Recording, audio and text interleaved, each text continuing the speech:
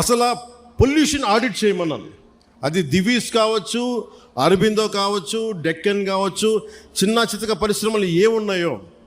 అలాగే నిమ్మకాయల చినరాజప్ప గారు కూడా మాట్లాడుతూ పెద్దాపురం నుంచి ఆయన కూడా ఏమన్నారంటే, సార్ ఇక్కడ ఇది ఒక్క సమస్య కాదు, దాదాపు 27,000 మంది ప్రత్యేకించి ఒక పరిశ్రమ ఉంది పెద్దాపురంలో. అది కూడా కాలుష్యం కాలువల్లో వదిలేస్తున్నారు. ఆ కాలువలు మనం ఉప్పాడ దాకా వచ్చేస్తున్నాయి, కాకినాడ దాకా వచ్చేస్తున్నాయి.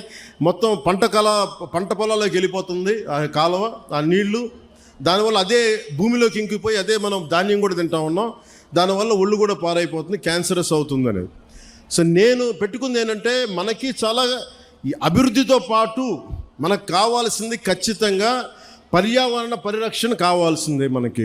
దాంట్లో నేను ఎక్కడ కాంప్రమైజ్ అవ్వట్లేదు. దాన్ని ఎక్కడా కూడా నేను మిమ్మల్ని వంచాలని కూడా నేను ప్రయత్నం చేయట్లా. నాకు మీకు కుదరినప్పుడు నేను రాజకీయాలు వదిలేసి వెళ్ళిపోతాను తప్ప, నేను మీ న్యాయం చేయలేనప్పుడు నేను కూర్చోబెట్టి నాకు నిజంగా మీ గుండెల్లో పెట్టుకున్న అభిమానం కంటే కూడా నేను పదవులుగా నేను ఏం చూడను. కాకపోతే ఈ పదవి ఉన్నది చాలామందితో కూర్చొని సామరస్యపూర్వకంగా ఎలా పరిష్కారం చేయాలి అన్నదే నా తపన. సో నేనేం చెప్పానంటే, ముఖ్యంగా నేను చెప్పింది ఏంటంటే, అసలు ఎంత పొల్యూషన్ జరుగుతుంది ఆ ఆడిట్ని ఒకసారి చేయమని చెప్పాం.